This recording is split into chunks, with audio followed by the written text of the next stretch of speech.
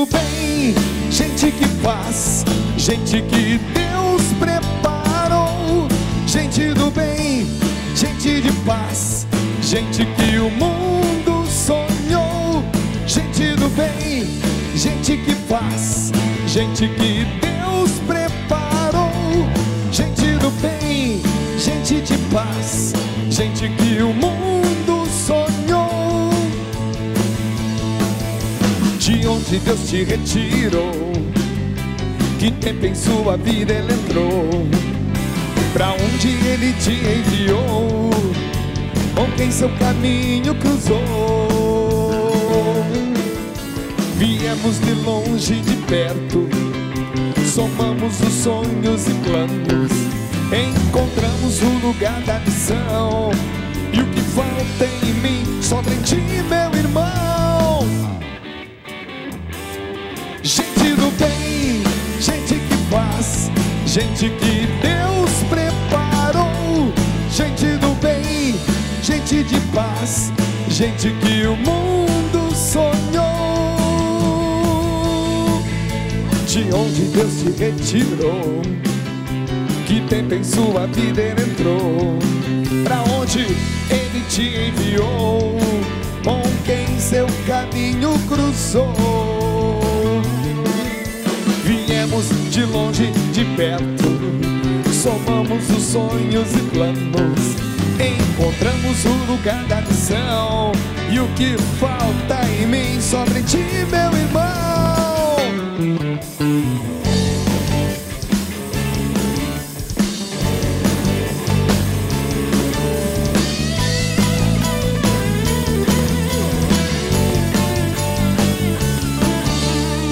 Beleza, gente. É o gente do bem. É o gente do bem acontecendo. Vou pegar minha plaquinha aqui. Muito obrigado. Qual é o seu nome? Felipe. Felipe! É o seu Felipe, o nosso cinegrafista. Aqui o outro aqui também. Qual é o seu nome?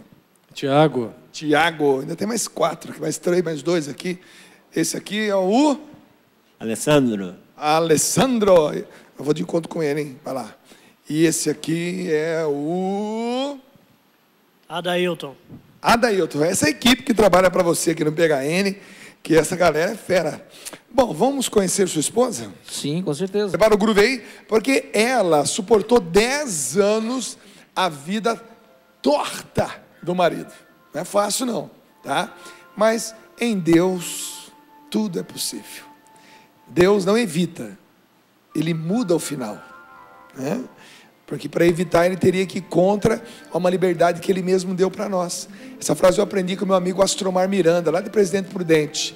Deus não evita, Ele muda o final. Porque nós vamos dando mais espaço para Ele, vamos cedendo, e aí a gente se entrega e Deus tem condições de fazer. As condições Ele tem, né? Aí Deus faz a obra acontecer na nossa vida. E para contar como foram esses 10 anos, e como foi resgatar o marido da noite, da bebedeira, da prostituição, da drogadição, do adultério. Ufa! Vem aqui, minha querida amiga Marli, chega aqui.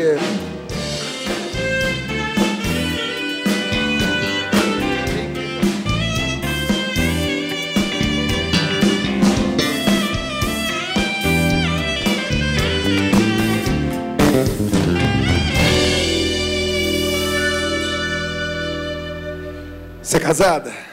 Então, por favor, fique ouvidos e olhos bem atentos, porque talvez você esteja passando por um momento difícil, e nada melhor do que uma mulher para testemunhar para você, mulher, para você também suportar, aguentar, perdoar, dar uma segunda chance e resgatar a sua família, tá bom? Marli, boa noite, seja muito bem-vinda. Boa noite, Dunga. Obrigada pela recepção. Muito feliz de estar aqui.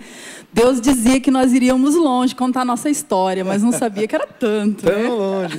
E olha, você tem a certeza que, através, graças a Deus, do Sistema Canção Nova de Comunicação, o que vocês estão testemunhando hoje está indo, além de ir para todo o Brasil, vai também para Portugal, vai para muitos outros países, e muitas pessoas sedentas de Deus estão acompanhando vocês agora, tá bom? Amém. Mas eu queria também que você mandasse um abraço para a tua região, para a tua cidade. Deve ter muita gente lá vendo agora, né? Nossa, muita mesmo. Um abraço a todos aqueles que têm rezado conosco, aqueles que têm rezado por nós, principalmente as nossas queridas irmãs intercessoras do nosso grupo de oração, cada servo que chorou junto muitas vezes, que ri junto com a gente hoje de toda a bênção que Deus tem derramado, que intercede por nós aonde nós temos ido, todos os amigos da nossa cidade e das outras cidades que nós temos ido, né, levando nosso testemunho nos retiros, pregando para casais, e a gente vai fazendo amizade com muitas pessoas, né? A gente não consegue lembrar nomes, né, mas a todos aqueles que tiveram a oportunidade de nos conhecer, vai um abraço a todos vocês. Que legal. Então aqui Marli e Marcos, hoje no PHN, contando a história, né, de como venceram essa crise do casamento. Marli, bom, 10 anos. Vamos falar desses 10 anos, depois a gente reserva o terceiro bloco para falar da conversão do Marcos, né? Mas 10 anos não é fácil não, hein? Você se casou novinha, né? Com 20 anos, é isso? 18 anos. Com 18 anos. E ele com 20, tá certo? Isso. Ele tinha 20. 18 anos, você encantada por aquele cantor de baile, né? Quem que não gosta? Lindo, dos olhos verdes, Nossa, cantor, quer mais o quê, né? Nossa, falei, encontrei meu príncipe encantado. Mas não foi bem assim. Não foi fácil, não. Quando é que você percebeu que realmente o casamento estava correndo um risco e você, novinha, né? Com 18 anos... de repente tendo que administrar uma situação como essa. Como é que foi isso aí? A minha história começou assim com o Marcos. Eu tive uma vida bem difícil, familiar, de muita pobreza, de muito sofrimento, de um relacionamento muito insustentável com meu pai, um problema muito grande dentro da minha família. Então, eu tinha um vazio muito grande dentro de mim, eu tinha uma tristeza muito grande. E, na minha cabeça, eu achava que eu ia encontrar felicidade quando eu me casasse, quando eu encontrasse uma pessoa, porque eu queria, de todas as formas, sair de casa. Sair daquela situação... Exatamente. Eu queria sair de casa. Não importava com quem, mas eu queria sair de casa. Então, o Marco apareceu e eu falei, vai ser com ele que eu vou sair. Minha chance. É a minha chance. E sair de casa. Barco furado. Não que não tinha sentimento, né? A gente se gostava, a gente se amava, mas a gente não tinha maturidade ainda para um casamento, né? Mas aconteceu e eu glorifico a Deus hoje por isso, porque Deus precisou de tudo isso para me curar de muitas coisas e também para fazer toda a transformação na vida dele. E nós namoramos muito pouco, 1 ano e meio, naquele anseio que eu queria sair de casa, e nos casamos e... pouco tempo, meses assim depois, eu já percebi que eu tinha saído de um problema e tinha encontrado um outro um pouco pior, né? Eu tinha deixado um problema em casa e tinha encontrado um outro um pouco pior. Né, a gente ri hoje porque, graças a Deus, vocês superaram, né? Sim. Mas quantos casamentos... Eu também me casei muito cedo, mas, graças a Deus, foi em outro contexto, mas também cedo. Talvez a minha sorte, digamos assim, né? A palavra sorte não é a melhor palavra para definir isso, porém, com 20 anos, com 22 anos, que foi a idade que eu me casei, 22 para 23, a gente realmente não está preparado para grandes problemas. Responsabilidades, né? Grandes Problemas. responsabilidades, né? E mesmo que as pessoas, não, mas hoje a juventude, não, mas hoje é pior, porque antigamente a gente trabalhava mais cedo, a gente começava as coisas mais cedo, a gente tinha uma dureza de vida muito maior, né? Então a gente estava mais preparado até mesmo que essa geração agora, que passa 24 horas no celular, que não desenvolve relacionamentos mais quentes, né? A não ser virtuais. Mas então você saiu de uma situação achando que estava encontrando a solução da sua vida, ou seja, sair de casa, sair do problema, e encontra o problema realmente ainda maior, porque agora não era o teu pai, agora era o teu marido vivendo uma situação mais difícil. Mas você participava de igreja, você tinha uma noção de igreja, como é que era? Então, Então, quando eu conheci o Marcos, na verdade eu fui criada na igreja católica, mas aquele católico assim, light, né? Fiz primeira Eucaristia, todo o procedimento, batizado e tudo mais, mas ia na missa assim, muito de vez em quando mesmo. Quando eu conheci o Marcos, eu estava assim, me recuperando de uma depressão profunda. Eu estava aos 15, 16 anos quando a gente se conheceu, e eu tinha acabado de conhecer o grupo de oração, né? Eu tinha acabado de ser apresentada a Deus, assim, tinha tido um impacto muito profundo com Deus, num grupo de oração que eu nunca tinha ouvido falar, e foi lá que eu me encontrei com Deus, depois de uma estrada de espiritismo, de muito sofrimento, de tentativa de suicídio, as consequências da depressão, né? Então, fui parar num grupo de oração, ali me apaixonei por Jesus, comecei a caminhar, e logo em seguida apareceu o Marcos. Aí a gente logo pensa, nossa, foi Deus que preparou. Tá vendo? Bastou rezar que apareceu. Foi só ir para o grupo de oração e Deus já abriu a porta, né? Então, eu entrei de cabeça e falei, é com ele mesmo que eu vou casar, né? Mas já no namoro, né, o Marcos já apresentava ser uma pessoa difícil, um temperamento muito forte, ele já bebia, mas assim, você nunca consegue imaginar o tamanho, né, a proporção do problema. E você acha, não, isso vai passar, e nos casamos, mas ao contrário disso, né, de passar, aquilo foi só evoluindo. Então, meses depois do casamento, assim, a gente já estava num caos, assim, eu já estava no meio de um bombardeio muito grande, que eu não tinha como voltar atrás, né, porque o nosso casamento foi assim até, porque a minha mãe, os meus pais até enxergavam isso, né, e falavam, isso é uma loucura, né, já em pouco tempo já percebeu que era uma furada, né, e aí eles falavam assim, você veja bem, se você é isso que você quer, e não volte para casa. Então, assim, eles foram muito enérgicos nisso, mas eu já estava em Deus, e isso também me incomodava, porque eu já estava tendo conhecimento do valor do matrimônio, eu me casei na igreja, eu me casei com a minha própria vontade, eu não fui forçada. Então, eu precisava levar adiante esse casamento, custasse o que custar. Então, eu precisava suportar, porque eu não podia voltar atrás, e eu já tinha tido essa experiência com Deus. Então, Deus falava, incomodava o tempo todo no meu coração, que isso era uma responsabilidade muito séria. Então, quando o meu humano não suportava, o meu humano dizia que não dava mais, que isso não era possível, que era muita humilhação, Deus dizia, é possível.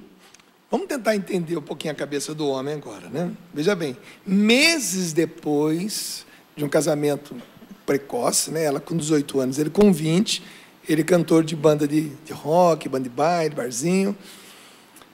Meses depois, a situação já era clara, vai ser difícil.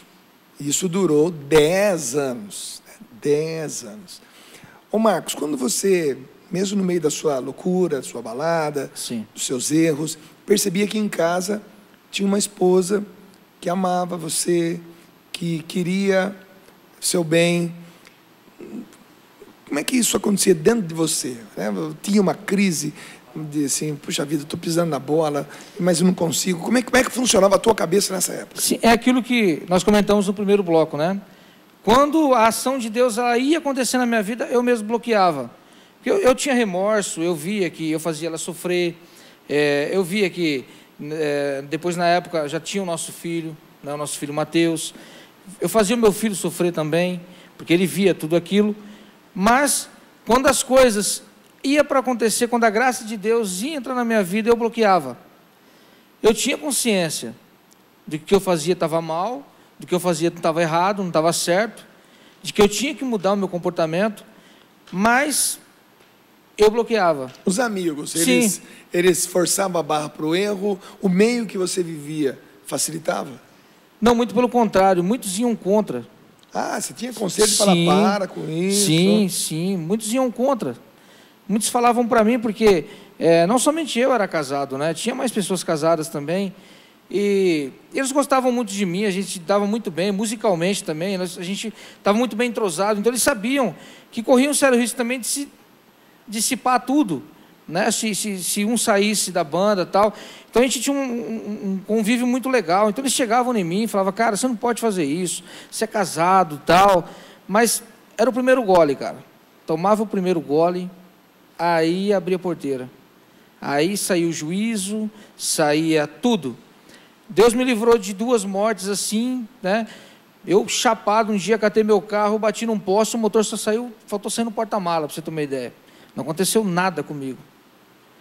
E uma outra vez de moto, trombei num cavalo. Não aconteceu nada comigo. E o cavalo? O cavalo saiu correndo. O cavalo saiu correndo. Não aconteceu nada. Olha o livramento que Deus dava. E a cada dia livrando, a cada dia livrando. E quando eu caí em si, eu pegava o carro, eu pegava lá, nós temos a Marechal Rondon, que é um retão, uma rodovia dupla. Eu dava 200, 220 no carro. Depois, no outro dia, eu pensava, falava, nossa, o que eu fiz? Não, eu estou errado. Não, eu vou mudar a minha vida. Eu vou mudar a minha vida. Mas saía, pegava o primeiro gole, toma, aí eu mudava mesmo minha vida, para pior. Cada vez para pior. O que é o seu primeiro gole? Né? Pode ser uma dose de uísque, pode ser uma latinha de cerveja, pode ser um cigarro de maconha, pode ser uma mentira, pode ser um lugar, pode ser uma pessoa. Tem algumas situações, lugares, pessoas ou vícios que dá aquele start, né? É como se você chegasse no interruptor daquela lâmpada que tem na tua casa e apertasse, acendesse ou apagasse. Né? Então, existe um gatilho, existe um interruptor que você aperta na sua vida que desencadeia uma série de situações, uma série de problemas e que você tem que ficar muito atento com isso. E cada um de nós temos uma fraqueza. Né? Uns são mais fracos na área da sexualidade, outros são mais frágeis na área, sei lá, do poder, do dinheiro, da corrupção, do conforto. Cada um de nós temos um grau de fraqueza, né? De uma promiscuidade, de uma sexualidade totalmente desregrada. Cada um de nós temos esse gatilho que, uma vez apertado, a gente desbanda mesmo.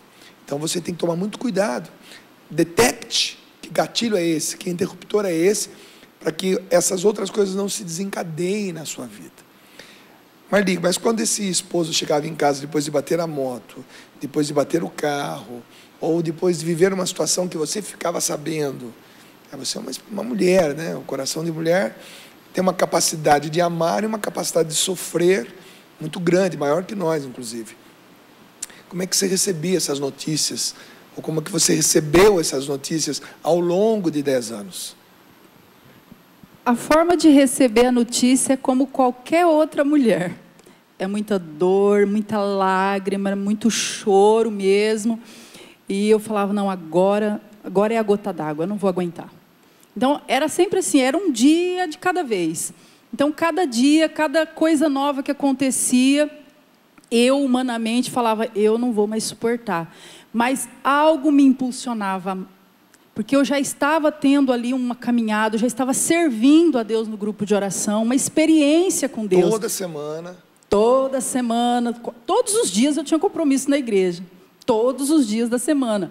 E chegava aos finais de semana, eu ia para a vigília, e o Marco ia para a balada, ia para o mundo, ia tocar, ia para o prostíbulo, e eu ia para as vigílias. Eu passei muito tempo da minha vida buscando a Deus nas vigílias.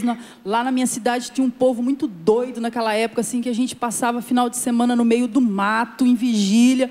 E foi essas vigílias que Deus falou muito comigo. Foram nessas vigílias, e foi em uma dessas vigílias que Deus falou a primeira vez, quando eu fui para essa vigília, que foi no dia que ele se acidentou no cavalo, totalmente embriagado.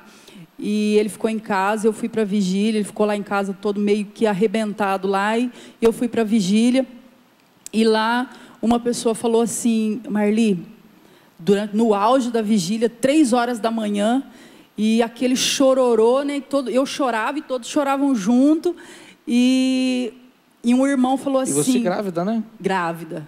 Nessa época eu estava grávida do nosso primeiro filho, de 8 meses. Eu estava grávida de 8 meses. E o irmão falou assim: Marli, eu vou falar uma coisa para você que nem eu... Olha a fé desse irmão. Nem eu acredito, mas eu vou falar porque Deus está mandando. Eu falei: pode falar, irmão. E a lágrima caindo. E ele falou assim: Deus está mandando eu te falar que você e o Marco vão fazer ainda juntos um trabalho de evangelização. E esse filho que você espera vai ser o canal da graça para a restituição do seu casamento. Nossa, aquilo meu coração se encheu de alegria. Eu falei: glória a Deus. Porque eu estava grávida de 8 meses, faltava tão pouco para a criança nascer, né? E eu falei: meu Deus, glória a Deus. Eu saí dali feliz da vida, fui para casa feliz, que eu estava certa de que logo chegaria a bênção. E o Mateus nasceu e nada mudou ali por enquanto, e continuou a mesma situação. E cada dia uma amante nova, cada dia uma bebedeira mais intensa, cada dia um acidente novo. Foram 3 acidentes, né? 3 acidentes, cada dia uma coisa nova. Você podia gravar aquele filme, fazer um Duro de Matar, né? Verdade. Bruce Willis, pode aposentar, que agora eu vou assumir o seu papel.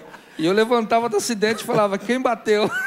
O carro não sobrava nada, mas ele intacto. Gente, a gente brinca hoje, é claro, é uma brincadeira sadia, a gente ri, porque quando Deus vem, Deus cura, e a gente podia rir, com certeza. A Marli não teve motivos nenhum para rir, não, enquanto estava vivendo aquela situação, nem a Marli, nem o Marcos, e a gente percebe a vida se esvaindo, né, pelos vãos dos dedos, como a gente às vezes quer segurar a água, e não dá para segurar a água vai se esvair pelos vãos dos nossos dedos, e muitas vezes o nosso casamento está indo assim, né?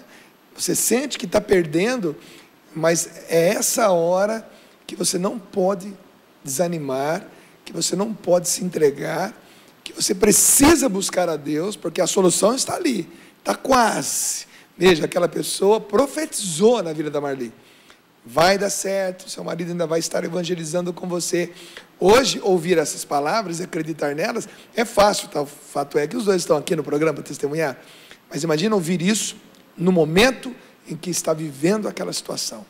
Mas aí que a gente vê a fé, né? Definição de fé na Bíblia, Hebreus 11, versículo 1. A fé é o fundamento da esperança. O que é fundamento? É base, alicerce. E o alicerce você não vê. O alicerce de uma casa ninguém vê, de um prédio, desse lugar onde nós estamos, ninguém vê o alicerce. Mas ele é a base para a esperança. O que vemos são as esperanças uns dos outros. Você tinha muita esperança, né, Marli? Esperança do marido parar de trair, tinha mesmo. Beber, cantar na igreja, tocar na igreja. Era meu sonho. Era meu sonho ver esse homem assim, com o microfone na mão, podendo cantar na igreja. Eu via tantos maridos sendo restaurados, eu via casais participando da igreja, eu sonhava com aquilo, né? E eu falei: eu não vou desistir disso. Então eu insistia. O meu físico não estava aguentando, mas o espírito que me conduzia é que me levava adiante. E seus pais, por exemplo, ele lá no comecinho, ou seja, veja bem, com 18 anos ela se casou, com 28 anos o bendito aqui acordou para a vida, ou seja, foram 10 anos. E seus pais? Tipo então, assim, tá vendo? O que aconteceu foi o seguinte: eu acabei vivendo esses 10 anos na solidão, minha família me abandonou. Eu vivi, por isso que a profecia dizia: este filho vai ser o canal da graça. Minha própria família, né, Marli? As minhas irmãs chegavam nela e falavam para ela: Marli, meu irmão não tem jeito, larga dele. Ele não tem jeito, você se propõe a viver uma vida dessa, larga dele. As minhas próprias irmãs diziam para ela. Então, quando o Senhor disse que o Mateus ia ser o canal da graça, é porque ele ia ser o meu sustento. Eu não tinha mais ninguém. Então, a minha família não frequentava a minha casa, porque eles não se conformavam.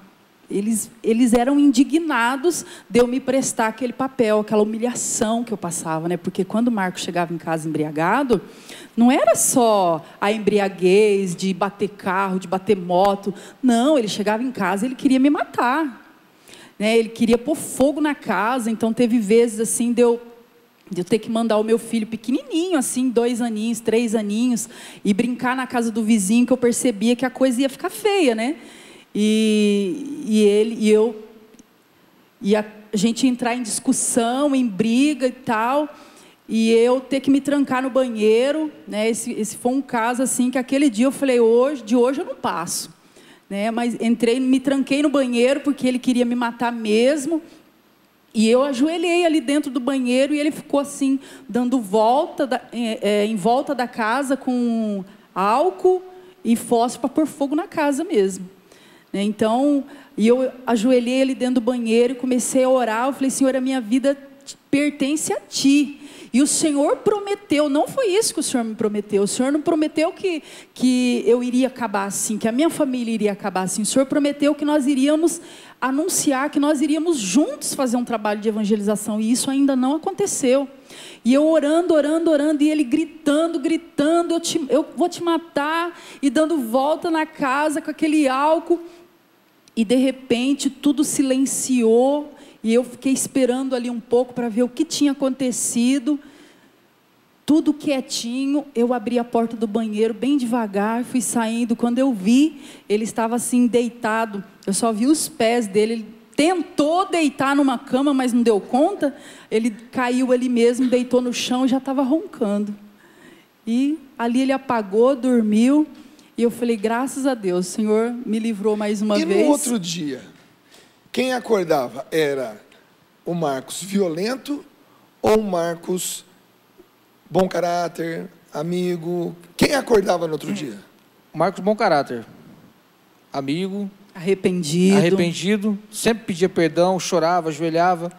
Mas é assim, Dunga, eu vejo, as pessoas às vezes pegam uma pessoa viciada como um qualquer, mas não é. Essa pessoa é uma pessoa doente. Ela é uma pessoa que ela tem que ter alguém ali para estender a mão para ela. Porque imagina, minha vida do jeito que estava, se ao invés da minha esposa lutar por mim, lutar pelo nosso casamento, e não estender a mão por mim, não ter misericórdia, o que seria de mim hoje? Eu não estaria aqui, contando meu testemunho. Não só aqui, mas eu não estaria mais nesse plano aqui de Deus, nessa terra, porque a minha vida era para ser uma total catástrofe, se eu não tivesse alguém para me estender a mão, né? Então a pessoa viciada, a pessoa que ela tem um vício, ela não é simplesmente um sem vergonha, ela não é simplesmente um mau caráter. Quantos pais de família, eu fazia tudo que eu fazia, mas na segunda-feira eu estava no meu emprego, eu trabalhava, tocava, mas eu estava no meu emprego, eu pagava minhas contas no mês, né? Eu não era um mau caráter. Era um vício. Era um vício. Que precisava ser vencido. Ele era um escravo, era uma vítima. Era isso que o Senhor me falava todas as vezes que eu me colocava diante de Deus e falava, eu vou desistir. E o Senhor falava, não faça isso. Ele precisa de você. Se você o deixar, quem vai fazer por ele? Né? Então, o Senhor me ensinava a ver ele como uma vítima, que ele estava sendo escravizado e que ele precisava da minha ajuda. Por mais que me doía, eu precisava sair de mim, esquecer de mim para poder lutar por ele. E nisso eu tive a grande força, o grande apoio do meu filho, que era apenas uma criança, assim, com 3 aninhos. O meu filho orava comigo, chorava comigo e falava, mamãe, não chora, o papai vai sarar. Então, ele foi o meu companheiro, assim como o Senhor profetizou. E foi através dele que muita coisa aconteceu, que depois eu vou te falar. Bom, você deve estar perguntando em casa, né? Mas quando é que esse negócio começou a melhorar? Né? Porque, puxa vida, 10 anos... Nunca melhora. Nunca melhora, como é que é, né?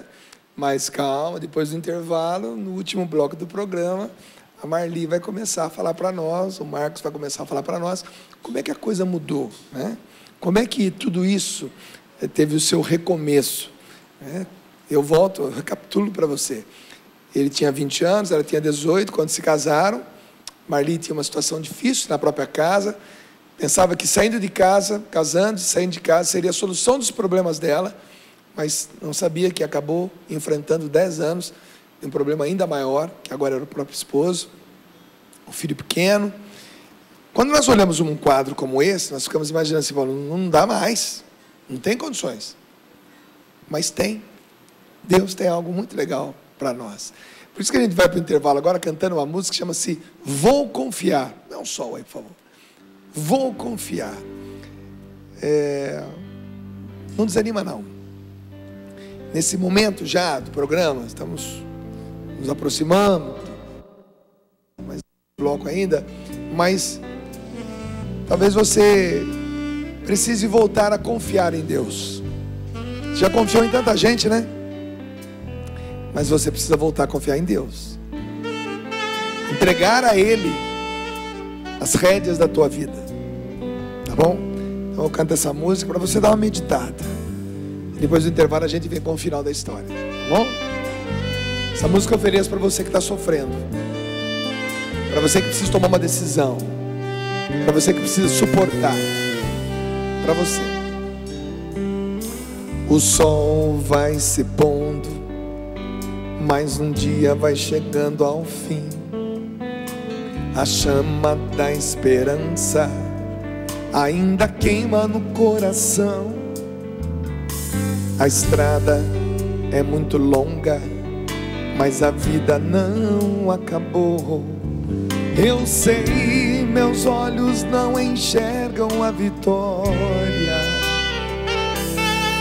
mas existe um Deus de amor que me ensina a não perder a fé. E mesmo se a fé é pequena, milagres acontecerão. Vou confiar no Deus da aliança, que abriu o mar vermelho quando não havia mais saída. Vou confiar no Deus que nos deu seu Filho para nos salvar e nos deu aliança eterna. Vou confiar.